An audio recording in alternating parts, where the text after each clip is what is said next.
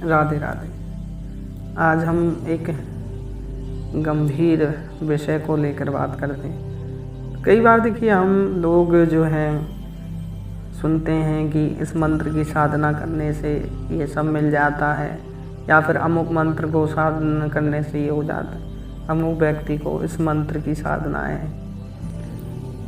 तो देखिए क्या है कि कुछ मंत्रों को जपने से या मंत्र की साधना करने से क्या शक्तियाँ मिल जाती हैं, या व्यक्ति उन साधनाओं को करके परिपूर्ण हो सकता है।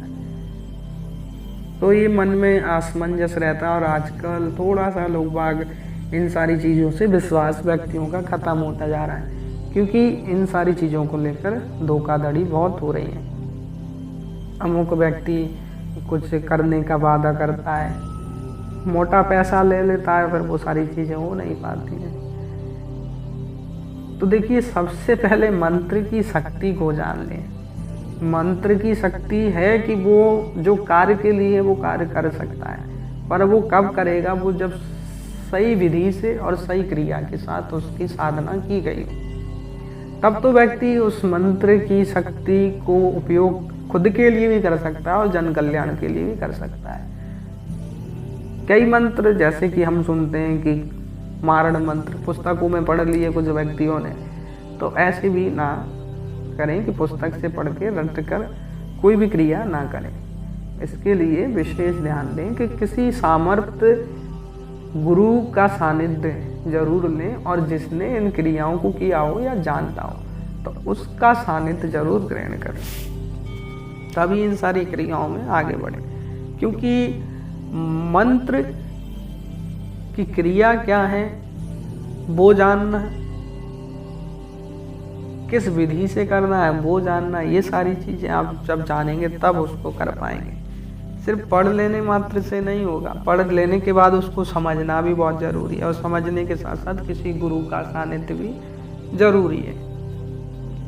क्योंकि हर मंत्र का अपनी एक क्रिया है, अपना एक वर्ड है, अपना वर्ग है, सब कुछ उसका अपना अपना कुछ है। वायु वर्ग के अलग होते हैं, अग्नि वर्ग के अलग, भूमि वर्ग के अलग, जल वर्ग के अलग, व्योम वर्ग के अलग। अगर जैसे कि हम ज्योतिष में भी जानते हैं कि मित्र और शत्रुओं का होता है, वैसे ही इन मंत्रों का भी अपना एक मित्र शत्रु होता है। पृथ्वी वर्ग का मंत्र और जल वर्ग का मंत्र, ये दोनों आपस में मित्र हैं। अग्नि और वायु ये दोनों आपस में मित्र हैं। पृथ्वी और जल ये भी आपस में मित्र हैं। मान लीजिए कोई अग्नि वर्ग का और साथ में जल वर्ग का, दोनों वर्गों को कर रहा है साथ में, तो व्यक्ति के वो दोनों मंत्र उतना सफल नहीं हो पाएंगे, क्योंकि अग्नि जल की नाशक है।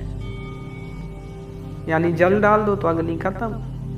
तो ये दोनों कहीं ना कहीं एक दूसरे के पूरक नहीं है, मित्र नहीं है। तो व्यक्ति का भी अपना कोई तत्व होता है।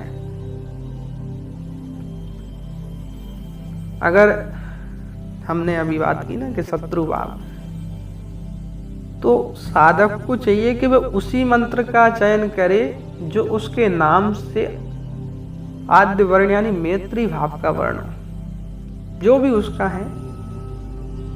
क्योंकि देखिए वायु वर्ग के जो मंत्र हैं वो हैं, इन नामों से शुरू होते हैं। आ, ए, का, चा, टा, ता, फा और या, शा। अग्नि वर्ग के जो मंत्र हैं वो ई, ए, खा, छा, ठा, था, फा, र, छा, ये अग्नि वर्ग के हैं। अगर भूमि वर्ग की बात करें तो भूमि वर्ग के हैं उ, इसमें भी आ आएगा, गा, झा, या, दा, वा, ला। जल वर्ग के ऋषि ओ, धा, झा, ढा, अणा, भा, भा और मा, ये जो हैं ये जल वर्ग में। व्योम वर्ग में लरा, जिनमें नीचे रेप होता है, छा, णा या ना ना मा सा हा, ये जो हैं ये सब वर्ग हैं व्योम वर्ग के। तो इन सब चीज़ों को जान ले मैत्री वर्ण के ही मंत्र का जो है वो चयन करे, और उसका अगर साधना करता है तो वो जो है उस साधना में अपनी साधना को पूर्ण करके उसका लाभ ले पाता है। तो इस बात का विशेष ध्यान रखे कि वो इस चीज को बड़ी सावधानी से करे कि कौन से मंत्र उसके लिए सही हैं और कौन से नहीं, क्योंकि मंत्रों को समझना बहुत जरूरी है। मंत्र का स्वरूप क्या है, क्या शरीर, क्या निराकार, क्या स्वरूप है, ये सारी चीज़ों को जानना बहुत एक साधक को बहुत ज़रूरी है। उदाहरण के लिए मान लीजिए कि कोई साधक यज्ञ कर रहा हो, इंद्र को आहुति देना है, तो इंद्र मंत्र के माध्यम से और इंद्र को ही आहुति देनी। तो जो अगर आप इंद्र मंत्र से आप इंद्र को आहुति दे रहे हैं तो वो जो है इंद्र को पहुंचेगी। अगर आप इंद्र मंत्र से अश्विनी कुमारों को आहुति देंगे तो वो अश्विनी कुमारों को भी नहीं जाएगी और इंद्र को भी नहीं लगेगी। तो इसलिए मंत्र की क्रिया क्या है, उसका क्या, किसका मंत्र है और क्या, ये सब भी जानकारी आपको रखनी चाहिए। मंत्र की सामर्थ्य क्या है, किससे प्राप्त करना है, किससे प्राप्त होगी उसकी मंत्र की से जो सामर्थ्य है, तो ये सब संबंधित चीज़ें भी देखनी चाहिए। क्या वो शक्तिमान है, जिस समय बैठ रहा है साधक कौन सी आसन पर बैठे,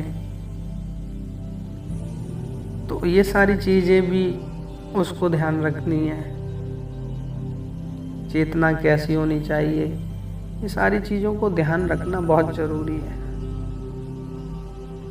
सबसे पहले वो जो है आसन का चयन करें। तो पहली आसन है स्वस्तिक आसन। स्वस्ति का अर्थ है शुभ, कल्याण। इसमें बैठने का तरीका है कि आपकी जांघ और जंघा के मध्य में दोनों आप पैरों को भली प्रकार स्थापित कर लें, यानी सुखासन लगा लें। और इस आसन में आप बाएं पैर नीचे और दाहिना पैर आपका ऊपर रहता है। एड़ी को जांघ और जंघा के बीच में आपको रखना चाहिए। साथ ही गर्दन, सीना और मेरुदंड पूरी तरह से सीधा करके बैठना चाहिए। तो ये आसन सुखदायी आसन और देर तक सुविधा से बैठने के लिए उचित है। धारणा, ध्यान और समाधि, इन सब के लिए आसन शुभ होती है। इसमें चित्र एकाग्र भी होगा आपका तथा तनाव की स्थिति इसमें कम रहती है। दूसरी आसन की बात कर लें तो हम है, दूसरी आसन है समासन। कुछ योगी जो हैं इस आसन को गुप्तासन भी बोलते हैं। इसमें क्या है कि बाएं पैर का पंजा अंडकोश के नीचे रखा जाता है। तो देखिए हमारी कुंडलिनी जो सर्पाकार में मूंछ को दबा के